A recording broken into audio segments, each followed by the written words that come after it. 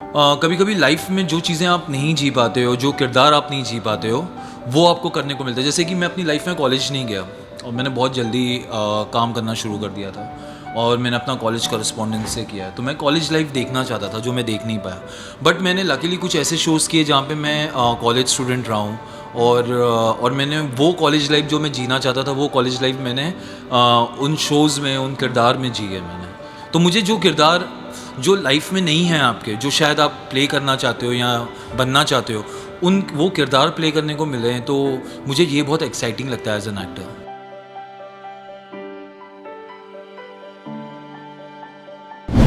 Gap इसलिए भी आता है बिकॉज मैं शो चुनने में बहुत चूज़ी हूँ और इसलिए मैं हर काम जो आता है पिक नहीं करता हूँ।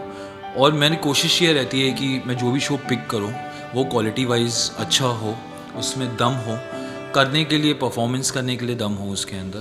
और just for the sake of money मैं शो नहीं करता हूँ। एक ये रीज़न है। दूसरा रीज़न ये, और दूसरा जर्नी रही जो आप बोलते हो कि गैप आता है तो आप कैसे, तो आप वक्त के साथ ग्रो करते हो, एज ए पर्सन इवॉल्व होते हो और आपके अंदर पेशेंस आती है। इस इंडस्ट्री के अंदर आप जब आते हो और आप सोच के आते हो कि आपको कुछ बड़ा करना है लाइफ में, तो झटके से बहुत कम लोगों की लाइफ में चीज़ें होती हैं।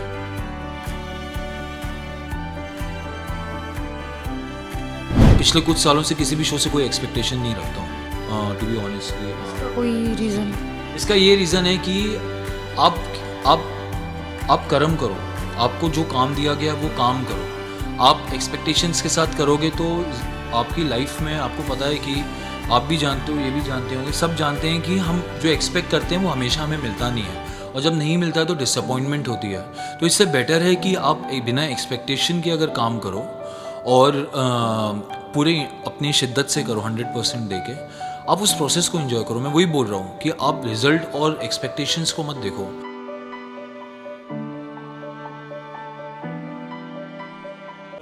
आप देख रहे हैं स्काई न्यूज़ पंजाब। मैं हूं बिनू शर्मा।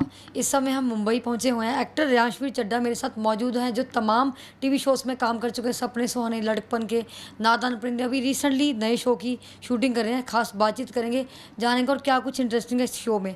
आपका बहुत बहुत स्वागत है। Thank you, thank you. तो अब तक जितने भी टीवी शोज़ किए हैं, नादान परिंदे, सपने सुहाने, लड़कपन के, being an actor, experience wise कैसा रहा आपका, अगर बात करें तो? एक्सपीरियंस बहुत उमदा रहा है मेरा। मैंने बहुत पहले अपने करियर में शुरुआत की थी। काफ़ी टाइम हो गया मुझे शोज़ करते हुए, और हर एक शो के साथ एक लर्निंग होती है। आप ग्रो करते हो एज एन एक्टर और आपको बहुत कुछ सीखने को मिलता है। तो और हर एक कहानी, हर एक किरदार आपको कुछ ना कुछ आपको ज़रूर सिखाता है लाइफ में as an actor. Riyansh, acting acting में तो आप हो ही बेस्ट है ना। एक्सपेरिमेंट करने का कितना मौका मिला है, चाहे वो लुक्स वाइज हो, चाहे आपका कैरेक्टर वाइज हो? टीवी में ऑनेस्टली बोलूँ तो लुक वाइज आपको इतना ज़्यादा मौका नहीं मिलता है, अनटिल अनलेस की कहानी और किरदार बहुत ही अलग हो। टीवी में कुछ ही इमोशंस हैं जो हम पोर्ट्रे करते हैं, और उन इमोशंस को पोर्ट्रे करने के लिए एक सेटअप, एक शो, एक कहानी काइंड ऑफ सिमिलर होती है एक तरीके से। और लुक भी उन्हें ऐसी चाहिए होती है जो कि ऑडियंस से कनेक्ट कर सके। मतलब गाय नेक्स्ट डोर हो या फिर ऑडियंस रिलेट कर सके उस लुक के साथ। तो लुक के साथ नहीं मिला, हाँ, बट किरदार के साथ, जिसमें लेयरिंग्स होती हैं, उसके इमोशंस डिफरेंट होते हैं। कुछ कैरेक्टर्स ग्रे होते हैं, कुछ सुपर पॉजिटिव होते हैं, कुछ नेगेटिव होते हैं। तो उसमें एक्सपेरिमेंट करने को बहुत कुछ मिला है। और लकीली मेरे करियर में मुझे किरदार मिले हैं जो काफ़ी कॉम्प्लेक्स रहे हैं, जिसमें बहुत सारे शेड्स रहे हैं प्ले करने के लिए, लेयरिंग रही है। तो एज एन एक्टर आप ग्रो करते हो और आपको करने में भी मज़ा आता है। वरना एज ए पर्सन मैं बहुत जल्दी बोर हो जाता हूँ। और अगर एक ही तरीके का किरदार, जहाँ मुझे पता है कि मुझे रोज़ सुबह के इसी तरीके से काम करना है या यही है, तो वो मुझे एक पॉइंट लगता है जहाँ पे ब्रेकिंग पॉइंट होता है एज एन एक्टर। मतलब मुझे लगता है कि वो आप अटक गए हो एक जगह पे। लेकिन लकीली मेरे को कुछ किरदार ऐसे मिले हैं जो कि ग्रे भी रहे हैं, जो ट्रांसफॉर्म हुए हैं, तो उन्हें करने में बहुत मज़ा आया है। सो आपके लिए बीइंग एन एक्टर इंटरेस्टिंग चीज़ क्या रही इस दौरान, जर्नी के दौरान, ओवरऑल जितने भी शोज़ किए आपने अभी तक? बीइंग एन एक्टर सबसे इंटरेस्टिंग चीज़ ये रही कि जैसे ही आप अपना पिछला काम देखते हो तो आपको लगता है अरे यार मैं इसे और बेटर कर सकता था, और आप नए काम के साथ और ग्रो कर जाते हो एज एन एक्टर। तो वो चीज़ मुझे बहुत फैसिनेटिंग लगती है। दूसरी सबसे ज़्यादा फैसिनेटिंग और एक्साइटिंग चीज़ ये है कि कभी कभी लाइफ में जो चीज़ें आप नहीं जी पाते हो, जो किरदार आप नहीं जी पाते हो, वो आपको करने को मिलता है। जैसे कि मैं अपनी लाइफ में कॉलेज नहीं गया और मैंने बहुत जल्दी काम करना शुरू कर दिया था और मैंने अपना कॉलेज करस्पॉन्डेंस से किया है। तो मैं कॉलेज लाइफ देखना चाहता था जो मैं देख नहीं पाया। बट मैंने लकीली कुछ ऐसे शोज़ किए जहाँ पे मैं कॉलेज स्टूडेंट रहा हूँ और मैंने वो कॉलेज लाइफ जो मैं जीना चाहता था, वो कॉलेज लाइफ मैंने उन शोज़ में, उन किरदार में जी है मैंने। तो मुझे जो किरदार जो लाइफ में नहीं है आपके, जो शायद आप प्ले करना चाहते हो या बनना चाहते हो, उन वो किरदार प्ले करने को मिले हैं, तो मुझे ये बहुत एक्साइटिंग लगता है एज एन एक्टर। तो जो चल रहा है आपका रंग जो तेरे रंग में, किस तरह का शो है, क्या कंसेप्ट है, क्या थीम है, और कैरेक्टर वाइज एक्सपेरिमेंट करने का कितना मौका मिला है? ये जो शो है ये फैमिली ड्रामा है, जैसे ज़्यादातर शोज़ होते हैं। और ये इंटर रिलेशनशिप्स, मतलब फैमिली में आपस में एक दूसरे के साथ रिश्ता कैसा है, और कभी कभी सिचुएशंस आती हैं लाइफ में जहाँ पे आपके रिलेशनशिप्स चेंज हो जाते हैं नहीं चाहते हुए भी। तो ये उस बारे में शो है। टिपिकल फैमिली शो है, इमोशंस हैं इसके अंदर। और जहाँ तक मेरे किरदार का सवाल है कि मेरा किरदार बहुत ही सिंपल और बहुत ही फैमिली लविंग किड है। ये घर का सबसे प्यारा बच्चा है, एक तरीके से सबकी सुनता है, बड़ों की रिस्पेक्ट करता है। और उसके लाइफ में कुछ इंस्टेंसेस, कुछ इंसिडेंट्स ऐसे होते हैं जहाँ पे वो एज ए किरदार चेंज होता है अंदर ही अंदर। जैसे नॉर्मल लाइफ में भी हमें हमारी लाइफ में कुछ इंसिडेंट हो जाता है, वो एक छाप छोड़ देता है और फिर हम एज अ पर्सन ग्रो करते हैं या चेंज हो जाते हैं, हमारे इमोशंस चेंज हो जाते हैं। वैसे ही ये किरदार है। सो अगर आपके नाम की बात की जाए, आपने नाम चेंज किया है निखिल से रियांश। वो काफ़ी टाइम हो गया इस बात को एक्चुअली। मैं अपने मॉम के बहुत करीब हूँ और वो चाहती थी कि मैं अपना नाम बदलूँ, बिकॉज़ अब आप माएँ जो होती हैं वो चाहती हैं कि बच्चे का अच्छा हो, और and she believes in astrology. तो उन्होंने जब रखा था तब वो मेरे बर्थ चार्ट पे नहीं रखा था, मेरे राशि के हिसाब से। तो उन्होंने मुझे बोला, तो मैं उन्हें मना नहीं करता। तो मैंने कहा ठीक है, आपके रख लेता हूँ मैं आपकी खुशी के लिए। तो उस हिसाब से चेंज हुआ तो था। आपको लगता है कि जो सेलिब्रिटीज नाम चेंज करते हैं, नाम की स्पेलिंग्स चेंज करते हैं, उनके करियर ग्राफ में कुछ ना कुछ बूस्टअप होता है, मतलब कुछ चेंज आता है, लगता है ऐसा?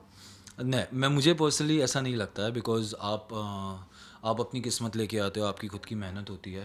और नाम चेंज करके डेफिनेटली पॉजिटिव चीज़ें हुई हैं लाइफ में, बट मैं टोटली उस चीज़ को क्रेडिट नहीं दे सकता। सो फिटनेस को कितना टाइम देते हो आप? अक्सर हमने सोशल मीडिया पे आपकी फ़ोटोज़ देखी हैं, फिटनेस को लेकर काफ़ी कॉन्शियस हो आप, क्योंकि ये फील्ड ही ऐसी है, टीवी इंडस्ट्री। आप टीवी में जाओ, बॉलीवुड में जाओ, फिटनेस मेकओवर फर्स्ट प्रायोरिटी रहती है हर एक सेलिब्रिटी के लिए। फिटनेस मेरी लाइफ में बचपन से है। I been a sports player. मैं दिल्ली को रिप्रेजेंट कर चुका हूँ। आई बीन टू पाकिस्तान, मैंने क्रिकेट खेला है इंडिया लेवल पे। तो क्लब्स में रहा हूँ, मैं एथलीट था, तब से मेरी फ़िटनेस जर्नी शुरू हो गई थी। और मेरे लिए फ़िटनेस ना कोई बहुत ऐसी चीज़ नहीं है कि ओह आपको जिम जाना है, आपको फिट रहना है। मेरे लिए वैसे ही है जैसे आप पानी पीते हो, खाना खाते हो, बाहर जाते हो घूमने के लिए, मूवी देखने जाते हो, ये आपकी लाइफ की रूटीन है। वैसे ही फिटनेस मेरे लिए रूटीन है, it's a life style for me. तो और मेरे हिसाब से हर इंसान को अपने फिटनेस पे ध्यान देना चाहिए, बिकॉज आप जिस बॉडी में रहते हो आपको उसकी रिस्पेक्ट करनी चाहिए और उस पर ध्यान देना चाहिए। और फिटनेस सिर्फ जिम जाने से नहीं होता। फिटनेस आप किस तरीके का खाना खाते हो, कैसे खाते हो, आप ओवर ईटिंग नहीं करते हो, तो उसके ऊपर बहुत ज़्यादा डिपेंड करता है। सो रियांश, जैसे देखा गया कि अक्सर जब शोज़ नहीं होते, काम नहीं होता, तो आपको मतलब वो बहुत चीज़ डिफ़िकल्ट होती है मैनेज करना। तो वो चीज़ कैसे रिकवर करते हो जब आप काफ़ी गैप के बाद वापस आते हो टीवी? अब फैंस तो एक्साइटेड होते हैं आपके, वो जो गैप इतनी देर का पड़ा होता है उसको कैसे आप कवर अप करते हो? गैप इसलिए भी आता है बिकॉज़ मैं शो चुनने में बहुत चूज़ी हूँ। और इसलिए मैं हर काम जो आता है पिक नहीं करता हूँ। और मेरी कोशिश ये रहती है कि मैं जो भी शो पिक करूँ वो क्वालिटी वाइज अच्छा हो, उसमें दम हो, करने के लिए, परफॉर्मेंस करने के लिए दम हो उसके अंदर। और just for the sake of money मैं शो नहीं करता हूँ। एक ये रीज़न है। दूसरा रीज़न ये, और दूसरा जर्नी रही जो आप बोलते हो कि गैप आता है तो आप कैसे, तो आप वक्त के साथ ग्रो करते हो, एज अ पर्सन इवॉल्व होते हो, और आपके अंदर पेशेंस आती है। इस इंडस्ट्री के अंदर आप जब आते हो और आप सोच के आते हो कि आपको कुछ बड़ा करना है लाइफ में, तो झटके से बहुत कम लोगों की लाइफ में चीज़ें होती हैं। आपकी एक एक सफ़र होता है, एक जर्नी होती है जिसको आपको एक्सेप्ट करना होता है। कुछ लोगों की जर्नी शुरू होते ही रॉकेट हो जाती है और फिर थोड़े टाइम के बाद डाउन आती है। कुछ लोगों की जर्नी काफ़ी धीरे धीरे जाती है और फिर वो रॉकेट की तरह ऊपर जाती है।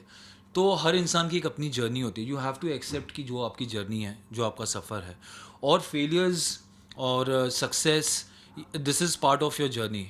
अनटिल अनलेस आप उस प्रोसेस को एंजॉय नहीं करोगे, आप वो जर्नी नहीं कर पाओगे। तो मैंने इस वक्त में ये सीखा है कि ये प्रोसेस एंजॉय करना बहुत ज़रूरी है। एक वक्त था जब मैं बहुत एंक्शियस हुआ करता था, बहुत ज़्यादा सोचता था चीज़ों को लेके, बट अभी मुझे लगता है कि मेरी जर्नी चल रही है और जर्नी में जैसे जैसे स्टेप आ रहे हैं आपको वो स्टेप लेने हैं।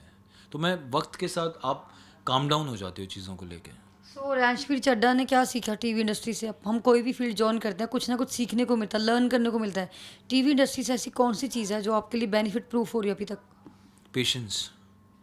मैं लाइफ में नॉर्मली भी मैं बहुत पेशेंस रखता नहीं हूँ चीज़ों में। मुझे क्विक चाहिए होती हैं चीज़ें लाइफ में मुझे। तो टीवी ने मुझे सबसे ज़्यादा पेशेंस सिखाया है लाइफ में।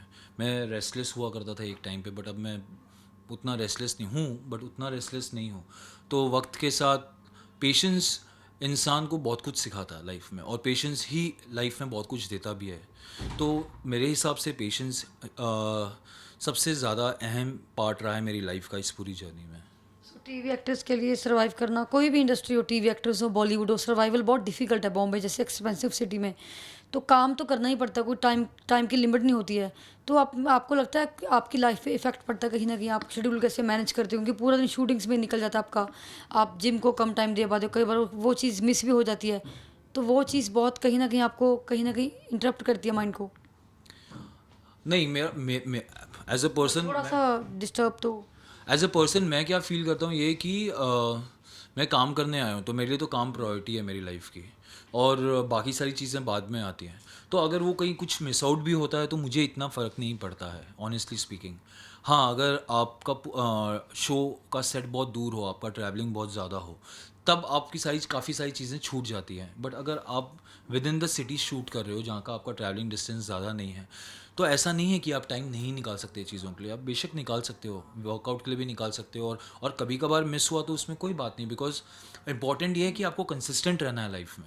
ज़रूरी ये नहीं है कि आपका कुछ मिस हो गया एक दिन तो आपने किया, बट लेकिन जब आप गए तो आपने किस शिद्दत से वो वर्कआउट किया, या आपने जो काम किया जो आपको करना था वो कितने इंटेंसिटी से किया, वो मैटर करता है। सूर्यांश, इस शो से आपको क्या एक्सपेक्टेशंस है रंग जो तेरे रंग में? टीम एफर्ट है, टीम वर्क है, बहुत सारी चीज़ें जो आपके लिए मायने रखती हैं। मैं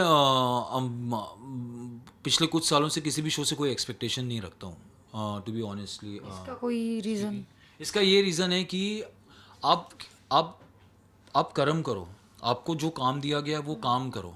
आप एक्सपेक्टेशंस के साथ करोगे तो आपकी लाइफ में, आपको पता है कि आप भी जानते हो, ये भी जानते होंगे, सब जानते हैं कि हम जो एक्सपेक्ट करते हैं वो हमेशा हमें मिलता नहीं है, और जब नहीं मिलता है तो डिसअपॉइंटमेंट होती है। तो इससे बेटर है कि आप एक बिना एक्सपेक्टेशन के अगर काम करो, और पूरे अपनी शिद्दत से करो, 100% दे के आप उस प्रोसेस को एंजॉय करो। मैं वही बोल रहा हूँ कि आप रिजल्ट और एक्सपेक्टेशंस को मत देखो। आप ये देखो कि आप जो कर रहे हो वो एंजॉय कर रहे हो, नहीं कर रहे तो मूव ऑन, और कर रहे हो तो रिजल्ट जो भी आए, लेकिन आप कर तो रहे हो। इंपॉर्टेंट ये है कि आप जो भी करो लाइफ में वो खुशी से करो। तो इस शो के बाद क्या एक्सपेक्टेशंस हैं, क्या फ्यूचर प्लान्स हैं आपके? जैसे मैंने कहा, मैं एक्सपेक्टेशंस ज़्यादा नहीं रखता हूँ, बट प्लान्स एज सच मैं प्लान्स बनाता नहीं हूँ। बट हाँ, मेरा ये रहेगा कि मैं मूव ऑन करूँ ओटीटी की तरफ, फिल्म्स की तरफ, और यही मेरा इस टाइम पे मेरी सोच है। तो जाते जाते अपने चाहने वालों को आप क्या कहना चाहेंगे?